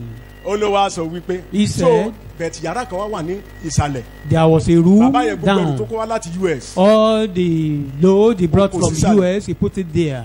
wọ́n sá gain entrance síbẹ̀ ibi ẹrù yẹn náà wá lọ jó They Wọ́n ṣe jó. burned that place where the Gbogbo man ẹrù yẹn packed wọ́n all jó. the loads. dẹ́kin wá crack Then the decking cracked. ẹ̀dẹ̀m pé dẹ́kin alájà mẹ́ta ni dẹ́kin crack irin náà fi gbé dẹ́kin yẹn ró The Bàbá yẹn wá ń dáhùn, ó decking ní was bàbá kan hold wá by sínú ilé. an iron. A man now ó came ló to sọ fún un him. wípé He was telling the man, mama bá wọn jà o Don't sórí gbogbo fight àwọn ẹni tó them. jólé yẹn You wọn ò see, lè nílé lórí all the people that burned pé this sórí house, they èèyàn can't mẹ́ta have their own àwọn house. nǹkan mẹ́ta ló nílé 3 things owned house. ó ní aláǹtakùn A spider, aláǹtakùn àbáwíjọ́ a spider Olómọlé abawíjọ́. will rebuke such person. Then a wall ilé gecko. àbáwíjọ́ ẹ kí hallelujah gbogbo ilé tán kọ́ yẹn àwọn mélòó ló wà mẹ́ bẹ́ẹ̀ dé aṣọ rọ̀ sẹ́ni bá aláǹtakùn You mẹ́ get to Asoro, you Ṣé ẹni meet bọ́ ọmọ ilé bẹ́ẹ̀ yan ọmọ spider, Ọlọ́run? a wall gecko. ó láwọn náà nílé ó lè yàn kàn yá bẹ́ẹ̀ He gbé said the house belonged to those 3 ó group of nítorí pé people. wọ́n lé wọn jáde yẹn ó Because ní wọn they sent àbáwíjọ́ that people ó lọ́kàn out. wá wálẹ̀ ó ní Then- bàbá ẹ̀ kárí. Those things will rebuke those Okay, come people. back. I learned from this. so kí ni mò ń fàyọ ni pé What am I trying to eré táwọn bring out èèyàn here? ń sánú ayé kí ìbò náà ń lọ. They running, all the people who are running in this world, where are they running to? farabalẹ̀ o ẹ̀yin ọmọ ọlọ́run. Just calm down, you Farabalẹ̀. people of God. ẹnìkan ṣoṣo ìrètí tó ní àní nìsín. The only hope we Ó ní have ọkùnrin yìí. is this man. jésù wa sọ fọkùnrin yìí oníṣẹ́ afẹ́ká Jesus was telling this wo èdè tó man, sọ. "You want us ó to ní mi heal ò rí ènìyàn. The man replied, I have no òun náà ń person. ké pé kẹ́nìkan gbé òun sómi yẹn He lórí was etí. groaning, looking for somebody ènìyàn to put tọ́lọ́run him in àlàyé dẹ̀ máa that yanjú ìṣòro òun water. ló dúró ti yẹn. And the person that will settle his jésù ò bá ràn problem lọ́wọ́ is with ìjọba him. ọlọ́run ó If, máa wà God, bẹ́ẹ̀ ló máa kú sí. if Jesus didn't help him, he would die at that ẹ wá wo spot. jésù wa ní gbé àkéte Jesus rẹ said, kí o sì ṣe kí ni. dìde gbé àkéte rẹ kò sì máa. Rise up, take your bed, and move. irú àkéte wo ni bàbá yẹn fẹ́ gbé mbẹ̀ yẹn. What type of bed do you want that man to carry at nínú that òjò point? nínú ẹ̀rùn. In rain? no bí kéèyàn lọ bá In the sàrà sun. àwọn Haúsá tán wà ní It's just ẹ̀yìn like you roundabout. go to the roundabout to meet all o those ní kó gbé beggars. nǹkan tó ń sùn lé lórí. And you are telling him kí to ló máa carry gbé his òun náà bed. dẹ́ gbé. ẹ wá rí ìjàkadì táwọn èèyàn wá ń jẹ ẹ̀yìn ọmọ You will Ọlọ́run. see the struggle of men wọ́n in ní ọjọ́ this ìsinmi world. ni kí ló dé tó gbé And they àkéte accuse rẹ̀. him of Ta ló ní carrying kó his gbé àkéte bed rẹ̀? on Sunday ó at lẹ́yìn tó mú the lára dá ló ní Sabbath. kó gbé àkéte rẹ̀. And he said the person Ta that lẹni tó ní healed kó gbé him àkéte said rẹ̀ he gan? should carry the bed. ẹ Who ká is that hallelujah. person? And they Ǹjẹ́ ní pé started nǹkan tó bí wọn nú accusing. nìyẹn? He said they were ta ló ní they are kó not gbé happy àkéte about rẹ̀? it. Who ordered Níbi you to ìsinmi carry your nìyẹn. bed? Today's Sabbath. Jésù nìsinmi wa. Jesus Ó is farahàn. our Sabbath. Ọlọ́run tú He manifests to that àbí kò tú man kalẹ̀. and set him So, free. máma rò pé o léèyàn o. Don't think you have any man. kódà ìwé Míkà ló sọ bẹ́ẹ̀ fún wa. According to Micah, mi ò ní ká o. I will not read. jẹ́ Míkà orí ìkeje ni. Micah chapter ó 7. ló ń kálukú ló gbé àwọn dání. Everyone is with arákùnrin gbé àwọn net. dání. àwọn ló ń kálukú gbé dání wọ́n fẹ́ fi kó ẹ mẹ́rú. They are all carrying net Ẹ tó rò about. pé bóyá To carry brother, you ẹ tó máa along ràn ẹ́ in lọ́wọ́, pray kò lè ràn ẹ́ lọ́wọ́ as o. a pray. ẹnìkan ṣoṣo tó máa ràn wá lọ́wọ́ The ni. only person that can help us Ẹ kí is hallelujah. this man. ẹ jẹ́ á tẹ̀síwájú. ó lóore èèyàn. He said he cannot find any man. Jésù dẹ̀ lè nìyẹn. And Jesus is the man. Jésù ò ní kó lọ sínú omi o. Jesus is not sending you into water. gbé àkéte rẹ kò sì máa. Take your ọ̀rọ̀ bed lásán ló rán and sí. move. He sent Èmi the náà word sọ to fún ẹ láàárọ̀ me. yìí. And I'm telling you this morning, kó jáde kúrò ní wàhálà ẹ. rise up and move out of that trouble. inú gbogbo ìpọ́njú tó yẹ ẹkùn yẹn dìde kó jáde. Out of that affliction. o ti rò pé òpin ti dé òpin òdẹ tí ì dé o. You think the end has come, the Ẹ end kí has not hallelujah. come. kí mo ní kò tí ì The ṣe. end has not kò tí ì come. dé because ẹni yìí This mo ló man dó tiẹ̀ orúkọ ẹni alpha àti is the beginning and the end. He's standing by you. òun nìkan ló máa sọ pé the end kò dẹ̀ tí ì sọ pé the end. He's àbó the ti sọ one bẹ́ẹ̀? that can pronounce the end, and he has not pronounced ẹ that. kí hallelujah. Shout hallelujah. so àti wo kókó ìkejì ẹ ṣe kókó àkọ́kọ́ nìyẹn kókó ìkejì kókó ìkẹta Number àwọn three. arákùnrin yìí ó wọnú ìwò lọ Kọ́ríńtì kìíní wọ́n ti sọ̀rọ̀ bó ṣe kú lánàá fún wa Kọ́ríńtì kìíní We mentioned how he died yesterday. orí kàndógún 1 Corinthians chapter 15. ẹsẹ̀ kẹta ẹsẹ̀ kẹrin nítorí pé nítorí pé síwájú ohun gbogbo síwájú ohun gbogbo mo fi èyí tí èmi pẹ̀lú ti gbà lé yín lọ́wọ́ ẹ̀hẹ́n, bí Kristi ti kú nítorí ẹ̀ṣẹ̀ wa gẹ́gẹ́ bí ìwé mímọ́ ti bí wí Kristi ti kú nítorí ẹ̀ṣẹ̀ wa gẹ́gẹ́ bí ìwé mímọ́ ibi tí mo fẹ́ ẹ rárá wo nǹkan tó rárá wà ń bẹ̀ o gẹ́gẹ́ bí ìwé mímọ́ ti which wí is So pé the tó bá fẹ́ sọ̀rọ̀ scripture. nípa bí Kristi ṣe kú wàá padà sínú ìwé It means if you want to talk about Bí Kristi how ti kú. talk about the Nítorí death of ẹ̀ṣẹ̀ wa, Christ, you gẹ́gẹ́ have to bí ìwé return mímọ́. to the Ó yá. scripture. àti pé àsìnkú rẹ̀ gẹ́gẹ́ bí ìwé mímọ́ àti pé ó jíǹde mọ̀mọ́ ṣe gẹ́gẹ́ bí ìwé mímọ́ ti wí ẹ kí hallelujah Shout ṣé ìwé hallelujah. mímọ́ wàá sọ pé Jésù máa kú ni Then Pa the máa Bible sìnkú ẹ̀. told us Ó ní that he àṣìṣe òkú died, rẹ̀. he was buried. kò sọ pé gẹ́gẹ́ bí ìwé mímọ́ ti wí ó yá àti pé ó jíǹde ní ijọ́ kẹta gẹ́gẹ́ bí ìwé mímọ́ ti àti wí pé ó jíǹde níjọ́ kẹta gẹ́gẹ́ bí kíni He rose up the third Ẹ day lẹ́ẹ̀rántí gbogbo ìwé according mímọ́ tá to à ń the sọ yẹn, scripture. èèyàn You Ọlọ́run. remember all the scriptures we are talking about? ẹ kò tí ì sí Matthew No, Matthew. ó lọ Mósè wòlíì àti He went down back to Moses, that is, Moses and prophets. kí ló dé tí ò wá sọ pé gẹ́gẹ́ bí ìwé mímọ́ ti wí. Why is Ìyẹn he ni pé not saying ìsìnkú according to the Jésù àmì scripture? lásán ni kí It ni mo means pè the é burial of Christ is only Ẹ a kí hallelujah. sign. kí ni mo pè ẹ̀yin ọmọ It's a sign. Ọlọ́run àmì torí ẹni tó bá kú ẹ̀yin ọmọ Ọlọ́run òun la máa ń ṣe kí ni òun la máa ń ṣe. Anyone Ẹ that dẹ́rìí pé died must be buried. ìjàkadì tó ń lọ nínú ayé The látọ̀dọ̀ struggle àwọn Júù going wá on in this òun ni pé world Jésù right away òkú from àwọn ọmọ Jew ẹ̀yìn ẹ̀ ló wá gbé is that they believe that Jesus didn't die, his disciple came to take him away. tó bá ti kú a gbọ́dọ̀ sí òkú If he died, then he must be buried. so àwa gba lẹ́nu Jésù mi ò ní fàájì We had it from lórí táwọn ti Christ. lọ nínú Matthew orí kejìlá In Matthew, ẹsẹ̀ 40 Matthew Ẹ jẹ́ á gbọ́ 12:40. látẹnu Jésù, Matthew ìwé mímọ́ 12 náà chapter, nìyẹn. verse 40. ó yá Matthew chapter 12 verse 40. Matthew 12:40 nítorí bí Jónà ti gbé ọ̀sán mẹ́ta àti òru mẹ́ta nínú ẹja bí Jésù tó sọ̀rọ̀ yìí wọ́n ń béèrè Before lọ́wọ́ ẹ̀ Jesus said this, pé they were òun ni asking Mèsáyà him tọ́lọ́run questions. alàyè rán sí wọn That he is the Messiah sent nǹkan by tí God to Bíbélì sọ wọn them. ò fẹ́ gbọ́ They don't want to listen to what Àmì náà Bible ń wá says. kiri. They are looking for signs. Jésù wa ni ó dáa And Jesus told them, bí Jónà ṣe jẹ́ àmì fún àwọn ará Nínéfè as Jonah is a sign for the Nineveh. Jónà lọ ọ̀sán mẹ́ta Jonah spent àti òru mẹ́ta nínú three ẹja nights, 3 days in the belly of ó yá whale. bẹ́ẹ̀ ni ọmọ ènìyàn yóò gbé ọ̀sán mẹ́ta ohun òru mẹ́ta nínú ilẹ̀. bẹ́ẹ̀ ni ọmọ ènìyàn yóò gbé ọ̀sán mẹ́ta àti òru mẹ́ta. So also nínú the ilẹ̀. Son of Man will live 3 days and 3 nights in the belly of the heart. Ẹn, àti wá gbọ́ lẹ́nu bàbá wa báyìí We had it from our pé o máa lo father ọjọ́ now, mẹ́ta that he will spend 3 days nínú ilẹ̀. in the belly of heart. ẹ jẹ́ kí hallelujah.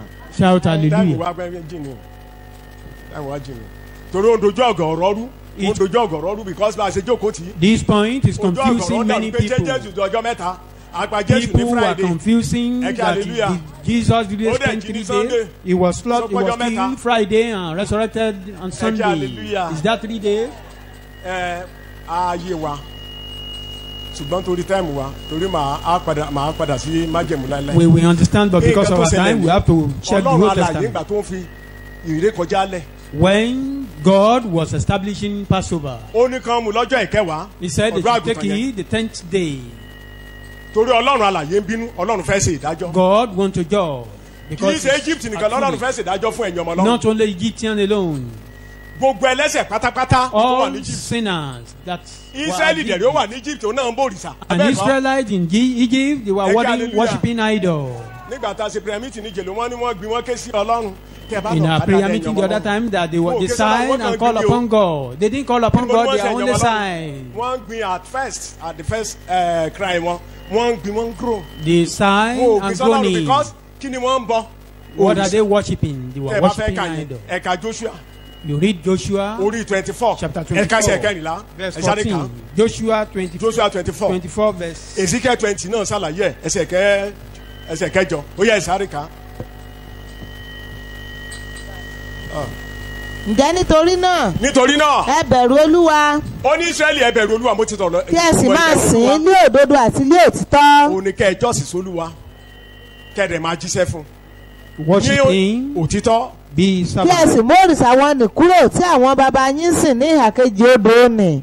bàbá àwọn tó ń sọ̀rọ̀ lé lórí ni Abraham Their father Àti is talking Terah. about here is ní Abraham and Terah. Mesopotamia In kan tó wá sàtìkò ní Mesopotamia, ara nìkan tó wá sílẹ̀ before they come to òrìṣà ni bàbá wọn bọ̀ Haran lọ́hùn. in the promised Oh, yeah. land. They àti ní worship Egypt idols. àwọn wo ló wà ní Egypt sí Abraham bọ́ wọn lọ. Who are the people in the Egypt? Israẹli ń bọ òrìṣà ní Egypt. Israelites were worshiping idol Ọlọ́run in yẹn ní kì í Egypt. sojú ṣáájú ẹnikẹ́ni And God Ọlọ́run is fẹ́ no- ṣèdájọ́ òrìṣà kí ẹ sì God is máa not sìn respected olúwa. of anyone. àti àwọn abòrìṣà.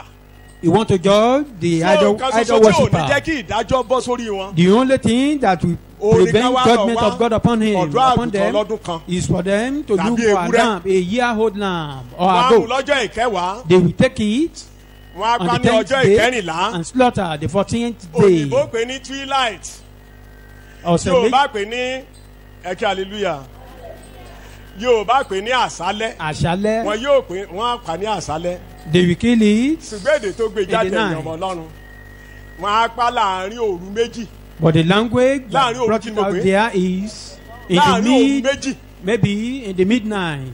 ọ̀dọ́ àgùntàn yìí ẹ máa pa láàrin kí ni mo pè é. It will be slaughter in the midnight. láti ìgbà tán dẹ̀ ti fi lélẹ̀ ẹ̀yìn ọmọ Ọlọ́run And never orí since òpé the méjì rí. establishment. orí òsè kí ni ẹ̀yìn ọmọ Ọlọ́run orí òpé méjì rí so Israẹli kan pa lásálẹ́ ṣùgbọ́n nǹkan tí Bíbélì kọjá dé ni pé Israelites just kill ọ̀dọ́ it àgùntàn yìí tẹ́ ẹ bá in the máa ká o night. If you want to àárín kill òru it, méjì lẹ ti máa pa must be killed in the midnight.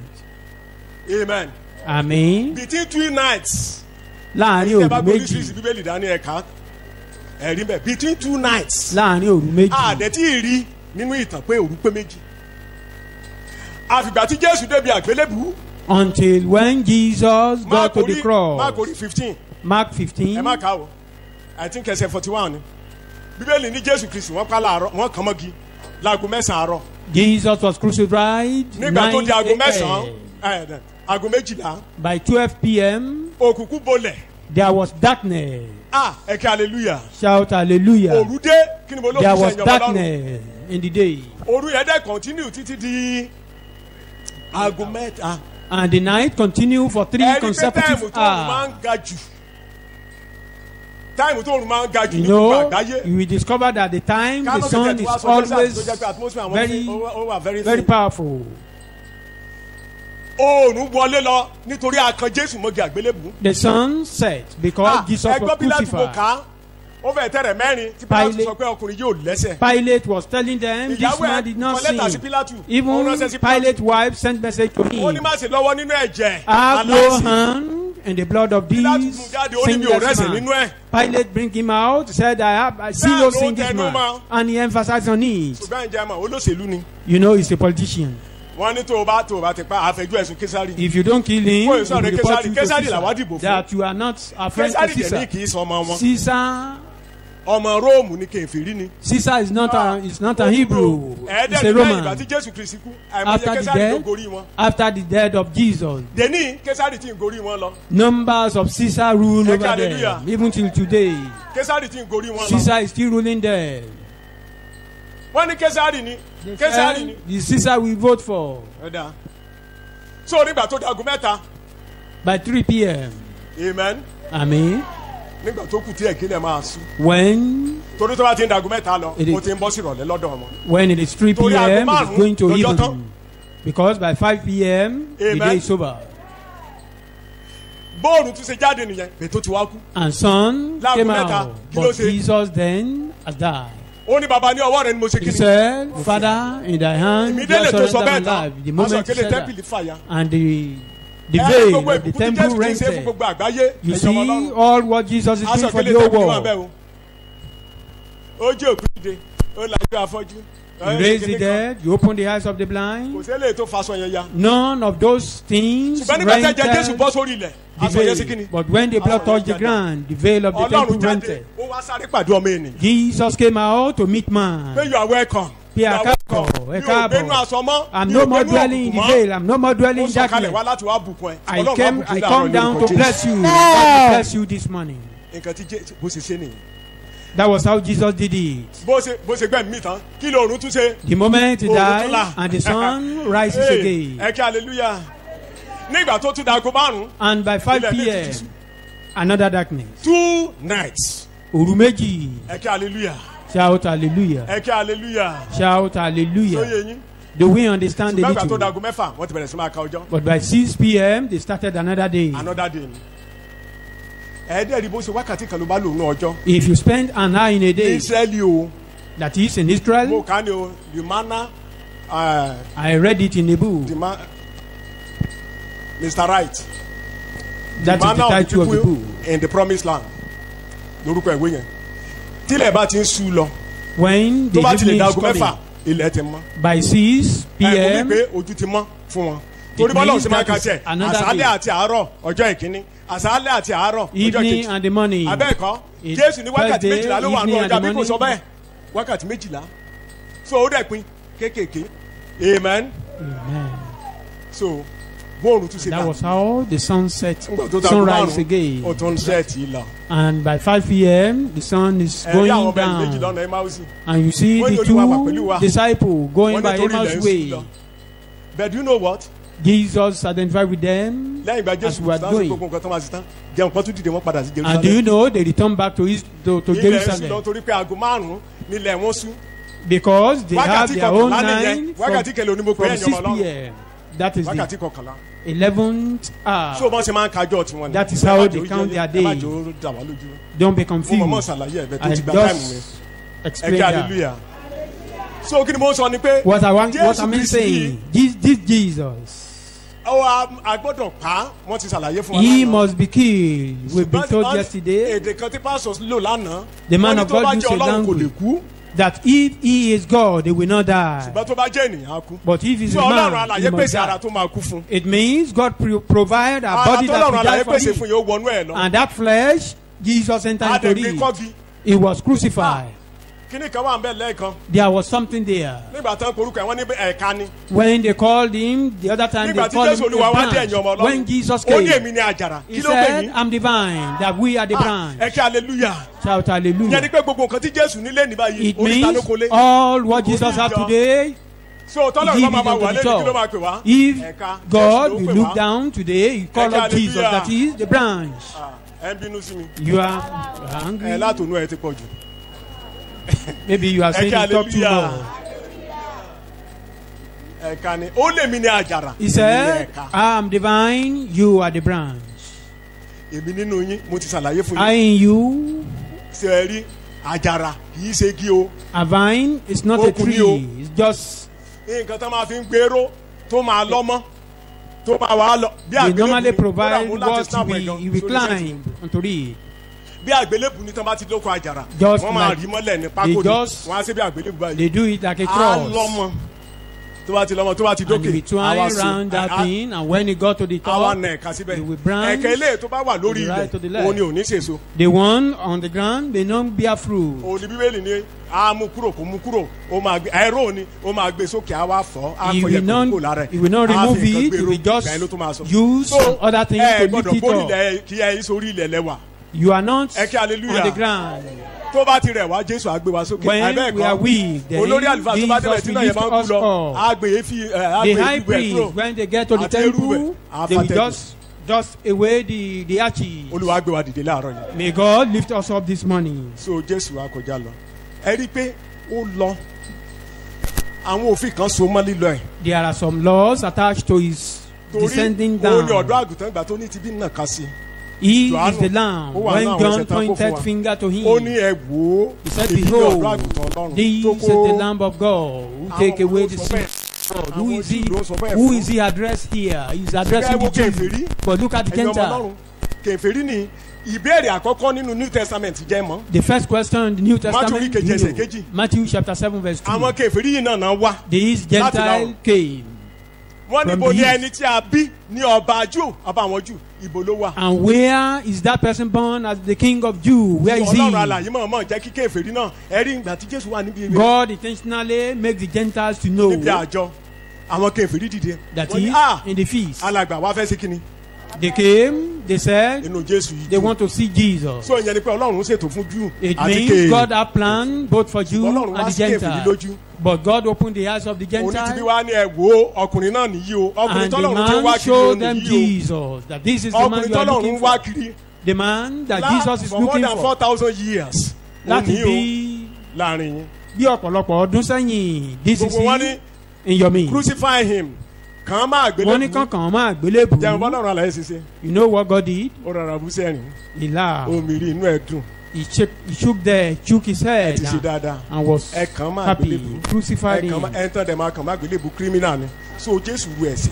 And the person they normally Lórí crucify àgbélébùú. is the criminal. ó ru ẹ̀gún Therefore, Jesus Ṣùgbọ́n borne our ṣé sin ìkúlẹ̀ and our Pílátù ló máa causes. dú lọ ẹ kí hallelujah kò kò tí ẹ lè rú sẹ́yìn ìkúlẹ̀ wa ló gbé wa ẹ rí i pé nínú Did májèmú Jesus brought láìláìmù it to our nìkan backyard? lẹ́bí tí No. kò rí sísìn ṣàlàyé fún wa Leviticus ọ̀dọ́ àgùntàn yẹn tán bá 16. jẹ́wọ́ ẹ̀ṣẹ̀ lé lórí tán Once wọ́n á rán lọ they sílẹ̀ tí a kò confess ṣe their kí ni. sin upon those Tí a kò lands, tẹ̀dó. they send it into a So, wilderness. gbogbo ẹ̀ṣẹ̀ àti gbogbo ẹ̀gún yẹn Jésù rù lọ sọ́run àpáàdì All those sins and causes, So, òpin ti dé bá Jesus ẹ̀san. took them to òkú ti dé hell. bá ẹ̀gún abẹ́ ẹ̀kọ́ The hand that came upon causes mo ti ń fún wa ní àwọn and pọ́ìntì tá a kọ sin. kalẹ̀ ní o ìdájọ́ Ọlọ́run The judgment of God. ẹ bá mi kà á Lẹ́fítíkù orí ìkẹfà Leviticus chapter 6, ẹsẹ̀ kẹsàn-án verse 9.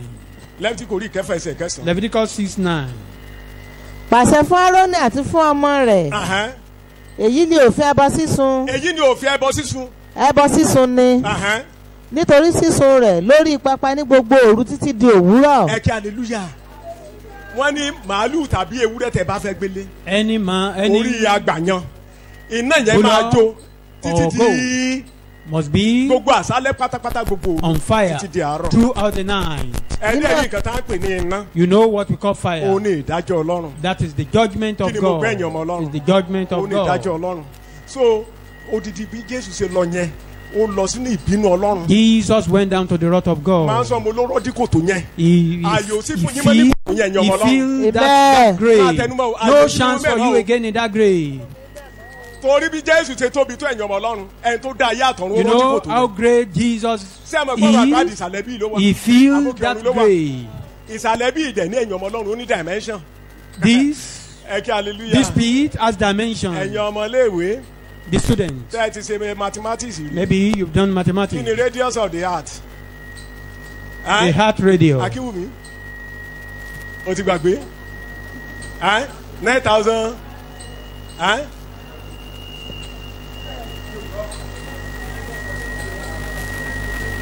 kí ni dimension ní kìlómítà àbí dá máìlì ẹ̀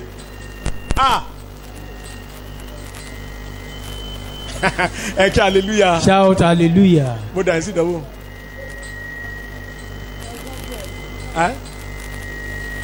ẹ fẹ́ ràn mí lọ́wọ́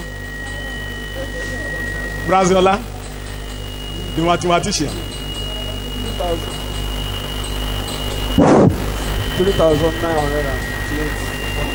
3,958 Okay, which is 9,600 kilometers.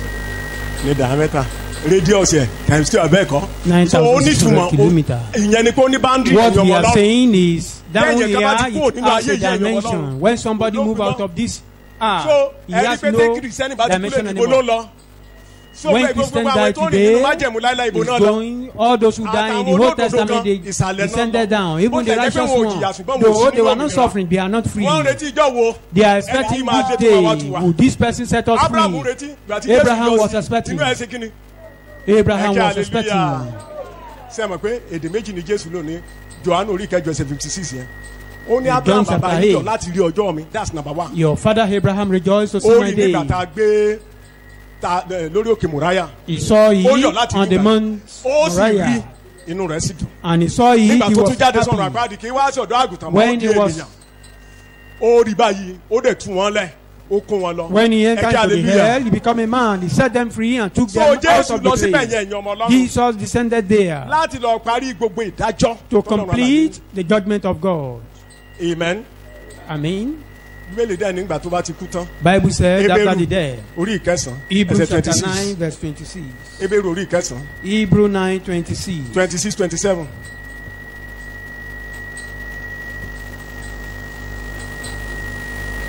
27. bí bẹ́ẹ̀ kọ́ òun kì bá ṣàì máa jìyà nígbàkúùgbà láti ìpìlẹ̀ ayé Máa jìyà ní ìgbàkúgbà láti ìpilẹ̀ṣẹ̀ ayé. ṣùgbọ́n nísinsìnyí Nísinsìnyí, ni ó fi ara rẹ̀ hàn lẹ́ẹ̀kan ṣoṣo ní òpin ayé ó fi ara rẹ̀ hàn lẹ́ẹ̀kan ṣoṣo ní He òpin revealed ayé. himself láti mú ẹ̀ṣẹ̀ kúrò nípa ẹ̀bùn ara Láti kó rẹ̀ ẹ̀ṣẹ̀ kúrò. So ìgbà tó ti to kó ẹ̀ṣẹ̀ take yóò kó sára away ẹ̀. sin. When he Níwọ̀n took bí a the ti fi sin, lélẹ̀ he put fún it upon gbogbo himself. Iwájú Ọlọ́run ó gbé sínú ara ẹ̀. He took it from the presence of Ó lọ sọ̀rọ̀ God, àpáàdì. put it upon himself, Ó yá.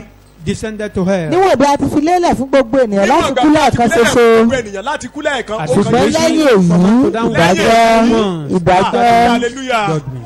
Ó wọnú ìdájọ́ Ọlọ́run He lọ. entered into the judgment of Kí ni mo God. ló wọ̀ lọ ẹ̀yin ọmọ Ọlọ́run? He Tí entered Jésù bó into ṣe the tóbi tó judgment yẹ of tó bá ti God. gbé ìdájọ́ Ọlọ́run. Tó tún máa He, rú mọ́. God, as great as it Ẹ lè is, rú mọ́. born Torí the kò judgment sí mọ́ of fún ọ. God, we cannot bear Olórí it ikú kò jẹ́ ó again. bọ́ sí Set the ìgbé wá cross sí from death to life. ìdájọ́. It will not come to judgment again. Èkejì, ẹni tó ń dààmú ayé gangan fátírẹ̀ ilé ẹ̀ gangan ọ̀run àpáàdì ló wà. The person disturbing the world, Luke orí his own home is in hell. ẹsẹ̀ 21, 22.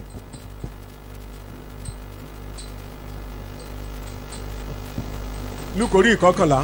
Luke Ẹsẹ̀ chapter 21, 11, nígbà tí verse ọkùnrin 21. alágbára tí ó há mọ́ra bá ń ṣọ́ ààfin rẹ̀ Sàtánì ló ń jẹ́ alágbára o. Satan Tó ń yan kiri is gbogbo the powerful àgbáyé kò man. sẹ́ tó lè mú. ẹrù Tó bá wà inú àfẹ́ ló wà. Once he is in his ẹrù rẹ̀ palace, á wà ní àlàáfíà Ẹ wò ó. Ibi tó ti ń operate bí ìgbà téèyàn bá lọ sọ́fíìsì tàbí tó bá lọ sí ṣọ́ọ̀pù ẹ̀. Òun ni where nínú àwọn ọ̀run. he Abẹ́ẹ̀kọ́. operates is among Ṣùgbọ́n ibo nílé heaven. ẹ̀yin ọmọ Ọlọ́run. But where is his Ọ̀run own àpáàdì place of abode is hell. Ó yá. ṣùgbọ́n nígbà tí ẹni tó lé agbára Ẹni jù tó ú bá lágbára kọlù Jésù ló ú lágbára jùlọ. Jesus is the tí ó sì ṣẹ́gun rẹ̀ Tó ṣẹ́gun ẹ̀. á Kì í ṣe gba kó máa gbogbo ó ṣẹ́gun ẹ̀. He overcame. á gba gbogbo ìhámọ́ra rẹ̀ tí ó Á gba gbogbo gbẹ́kẹ̀lé lọ́wọ́ ìhámọ́ra rẹ̀ He will a sì take pín ìkógun rẹ̀. all his armor and take the Nígbà tó praise. di ìgbèkùn ní ìgbèkùn tán. When he take the Ó captive, jíǹde. Ẹ kí hallelujah. hallelujah Wọ́n máa fẹnu kà jíǹde nítorí ó belong sẹ́lómi. Ó jíǹde ṣùgbọ́n ó ti dé he ìgbèkùn náà. resurrects. Ó ti kó gbogbo nǹkan tó jẹ́ ti ènìyàn. He took all that Gbogbo tó belongs jẹ́ to ògo man, ènìyàn. all the Ó glory kó of jáde. man. He brought it out. Àyànmọ́ ènìyàn ó yí padà. The destiny of man, he changed So them. lẹ́ni báyìí ẹ̀yin ọmọ Ọlọ́run. Today now, Tẹ́ ẹ bá rẹ́ aeroplane tó bá dó sí airport ẹ̀yin if ọmọ you see Ọlọ́run. an aeroplane in the Òfin airport, méjì ló ń ṣiṣẹ́ nínú ayé ẹ̀ tó bá máa dìde. two things Oní is sáyẹ́nsì ruling bí wa over gbé bó his ṣe life. wà yóò rọ̀ lọ́rùn kó rọra tó bẹ́ẹ̀. Science told us Ṣùgbọ́n kì í ṣe nǹkan it's tó ń ṣe fún nìyẹn. pleased to stand like that, but that is not the purpose of his Òfin méjì máa ń manufacturing. ṣiṣẹ́ nínú ayé ẹ̀. Two rules is governing his life. Òfin àkọ́kọ́ Number gbígbé one. jáde á gbé sókè. We lift it up. Èkejì á tì í síwájú. The second one, we propel it. Àbí ẹ̀yin scientist ẹ̀ wà láàrin wa. Pull and thrust á gbé sókè á tì í Agbesoke, síwájú. asiti síwájú. Tó bá dẹ̀ ti dókè tán á balance. When he got to the atmosphere, then Ẹ he kí hallelujah. balanced. Yẹn ni pé kì í ṣẹ́ni ilẹ̀ mọ́. He's no more Ibikíbi A tó bá ń grounded lọ man. ìbá máa lo 18 hours. Ó rọ̀ anywhere lọ́rùn. he's going. Ìgbà tó bá máa tún padà gan ni Using wàhálà tún máa ń ṣẹlẹ̀. hours. Tó bá ti lè débẹ̀ Convenient for yẹn him. á máa ṣe lọ. bọ́lọ́run ṣe ṣètò wa nìyẹn. That is how God makes our plan. When Jesus resurrected, ẹ rí ó dúró láàrin àwọn apostoli ó he súre was lé in wọn the lórí. midst of the apostles and blessed them. the only thing tàrí tó ṣe gbẹ̀yìn ni kó súre lé wọn lórí. The last thing Jesus did was unlike to Moses, bless the disciples. nígbà tó Unlike ló Moses, sùkú lé wọn lórí ni. when he was going, he wept upon the Moses, Àti upon the káàkiri children of gbogbo Israel, that Ẹ your máa hand dá I sán can ni. see, ṣùgbọ́n lè you are ó súre scattered lé wọn throughout the lórí. world. láàrin wọn pool But Jesus Ó blessed gbé them. bó ṣe gbé dìde yẹn ìyọ̀mọ̀ ọlọ́run ló ń tì í lọ ó ń tì í And lọ the títí táwọn force sọmọ took fi gbà him lọ́wọ́ wọn. up and was taken to the Bíbélì ní atmosphere àtiwájú till wa he dìde náà pẹ̀lú disappeared. rẹ̀. And the Bible told Ó ti lọ us mú we wa are jókòó raised lókè with him, we are with ilé wa him nìyẹn ibi over òde tí wá there. o lára o ilé wa nìyẹn ibẹ̀ That ní is tiwa our wá wá. house. ǹjẹ́ ti débẹ̀ láàárọ̀ yìí Have you been today Ẹ to kí that hallelujah. place this morning? àwa mélòó la ti délé wa láàárọ̀ yìí níbi tí Jésù jókòó sí lọ́wọ́ ọ̀tọ̀ Where Jesus is ṣe ẹjọ́ sí ilé sitting, láàárọ̀ yìí it ni mo sọ means, ẹ̀yàn ọmọ did you Ọlọ́run. worship this morning? That is the ilé wa nìyẹn bí question. ìtura nìyẹn. That is Ẹ kí where we hallelujah. receive our comfort. mo wá ní kí n parí ẹ̀. To round it Jésù ní up, Jónà Jesus said, Jonah, ìṣẹ́jú méjì péré ló kù Jésù ní Jónà bó ṣe lọ ọ̀sán mẹ́ta ẹ̀yin náà dẹ̀ rántí as dáadáa Jonah spent 3 days, wàhálà wà ńlẹ̀ you know, there are àwọn ìlú kan problems. wà There tọ́lọ́mọ are àlàyé some fẹ́ run towns that God want to destroy. Ọlọ́run ò sọ̀rọ̀ lásán kó kàn fi ṣeré o God didn't Ọlọ́run just fẹ́ run wọn speak in ìdájọ́ Ọlọ́run ń bọ̀ lórí wọn the wá mú judgment Jonah. of God is coming ó upon yá lọ them. wàásù fún wọn. He Ẹ took kí Jonah, hallelujah. go and preach to them. àpòsù sáwọn kèfèrí kí n sọ bẹ́ẹ̀ Maybe Ẹ kí apostle to the hallelujah. Gentiles. àpòsù sáwọn kí ni mo pè é àwọn The kèfèrí Gentiles apostle. ó yá lọ wàásù fún wọn Go and preach to them. bàbá yìí ní òun lọ And the man declined.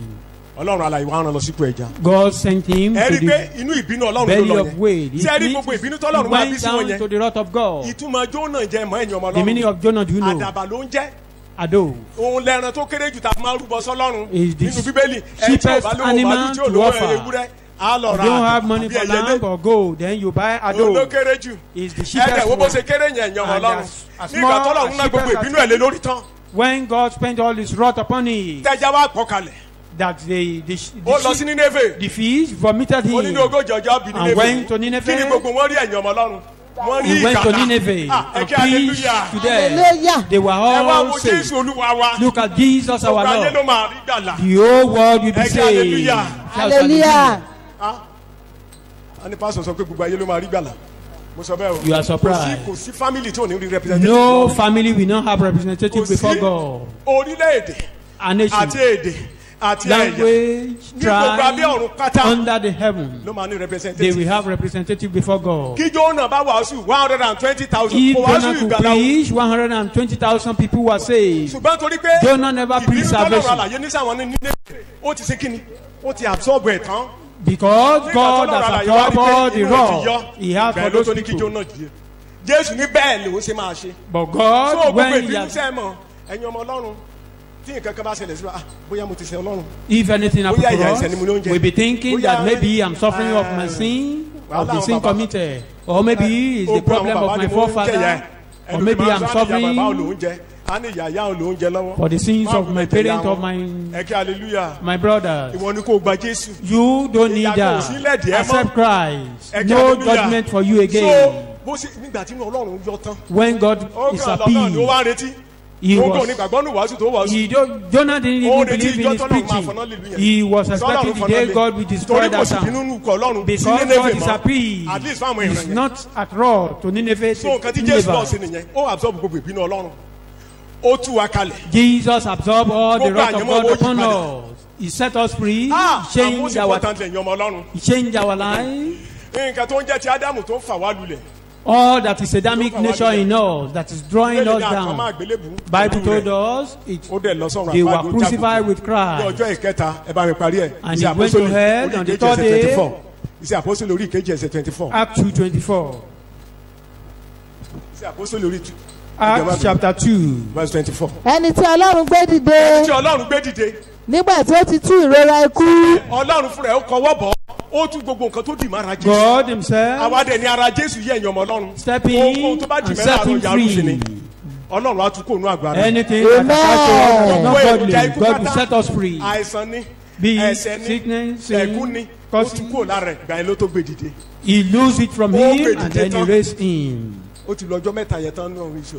After raising o tún padà rí him, spend that ìdìbàjẹ́ 3 days. He never see Jésù náà ní corruption. padà rí ìdìbàjẹ́. I will not see corruption. Let us rise up on Olúwo mà our ṣe feet. o. Lord, we thank you. nítorí pé o ti tú wàhálà kúrò Because lágọ̀ọ́ you ara set mi. me Ẹja dúpẹ́ lọ́wọ́ free Ọlọ́run. from all shackles. Shout amen. ẹ kí n tún máa rí ìṣẹ̀bàdúrà wa. Before I raise some ẹ prayer jẹ́ kí n points, kọ́kọ́ tún lẹ́ẹ̀kan sí mo ṣe ṣe lánàá kí n tọrọ àforíjì. let me gbogbo nǹkan lè apologize. má lọ bí ẹ ṣe fẹ́. Things will not go torí as we àkókò kúkúrú think. ni a fẹ́ lò torí Because àwọn we tó have wá just short time because of tó those sì máa padà who nírọ̀lẹ́. came from far away and we return back that so today. àwọn àkókò tá a fún yín láti ṣe iṣẹ́ ìránṣẹ́ yín The little time you are tí ẹ given bá ti to miss ẹ, minister once you ọlọ́run ò are. ṣe o ti rí èèyàn. God, thank you for you find among èèyàn ò wọ́ ọmọ man is no o ti rẹ́ni tó máa rù there is no dájọ́ more scars. You o ti found rẹ́ni tó somebody máa that bọ́ becomes sáàrin ẹnìkan ti judgment. bọ́ sáàrin abẹ́nìkan ò tí ì bọ́ sáàrin Somebody is in ẹnìkan ti bọ́ sáàrin ẹ jẹ́ ká dúpẹ́ lọ́wọ́ ọlọ́run àlàyé o ti rí èèyàn o ti rí èèyàn o God, bàbá you found a man. o ti rí èèyàn o You found a o ti rí man. èèyàn o bàbá a dúpẹ́ lọ́wọ́ rẹ o ti rí èèyàn o ìwọ ọlọ́run dẹ̀ ti tura nígbà tó ti rí èèyàn ó lóòrè èèyàn kan ṣùgbọ́n ó ti rí èèyàn kan báyìí You found no man, but now you orúkọ found rẹ̀ ní Jésù and the name is Jesus. orúkọ ẹni tó rí yẹn là ń pè ní Jésù The name of that olùgbàlà man is ó Jesus. ti rí èèyàn kan orúkọ rẹ̀ ní Jésù olúwa dúpẹ́ lọ́wọ́ rẹ̀ o bàbá o ṣé olùgbàlà olúwa dúpẹ́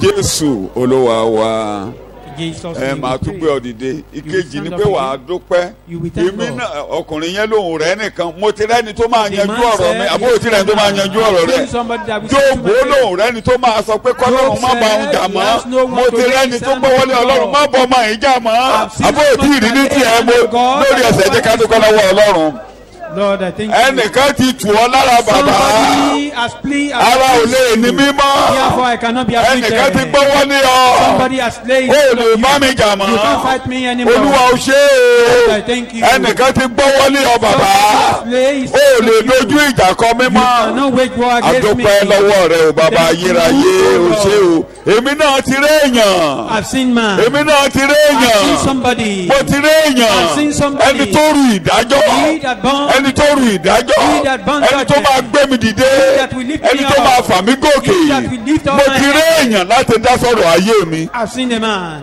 that step into mo rí my èèyàn o faith. bàbá mo rí I've seen a èèyàn man that mo rí èèyàn o mo rí èèyàn o man mo ti rí èèyàn tó rù ìdájọ́ mo ti rí èèyàn láti dá sọ̀rọ̀ ayé to mi step into my case. Jésù Olúwa wa In Jesus' name. wọ́n wá we ké pray. pe Jésù lẹ́ẹ̀mẹ́ta We now call upon that name Jesus. pé mo rí ọ ò Jésù That mo rí ọ ò I Jésù see mo rí ọ ò I Jésù see you, mi ò ní wọlé máa fà mí gòkè running. mo rí ọ ò Jésù mo rí ọ ò Jésù mo rí ọ ò Jésù I see you, Jesus. mo ti rí ọ ò Jésù olùgbàlà My Savior. mo rọ̀ mọ́ o I cleave unto mo rọ̀ mọ́ ẹ̀jẹ̀ rẹ o your blood. mo rọ̀ mọ́ o I cleave unto fà mí you. gòkè Oh. Jésù olùgbàlà fà mí gòkè Lift me up, Jesus. fà mí gòkè mo ti rí ọ mo rí ọ I've seen you. mo rí ọ wọ́n lóru ìdájọ́ You born wọ́n judgment. lóru ẹ̀ṣẹ̀ You born sin. mo tó gbé ọ̀nà èso fìyàn ní ara rẹ̀ bí ó ká ẹ̀jẹ̀ rẹ̀ sílẹ̀ nítorí mi ó sì fẹ̀jẹ̀ rẹ̀ ṣe lápadà mi. ẹ rí i pé nígbà tí ewúrẹ́ asásẹ́rì bá ru ìdájọ́ wọ́n á rán lọ When a scapegoat bear the judgment, wọ́n á rán it lọ will be sent away. wọ́n wá mú ewúrẹ́ kejì wọ́n á pa Then the other goat will be slaughtered. ẹ máa gbọ́ yẹn nírọ̀lẹ́ You will hear ká that. gbẹ̀jẹ̀ lọ ṣùgbọ́n ó ru ìdájọ́ yẹn lọ They born our judgment. ó ru lọ sí ọ̀run He àpá took it into hell. a ò ní dá ọ lẹ́jọ́ mú You will not be judged.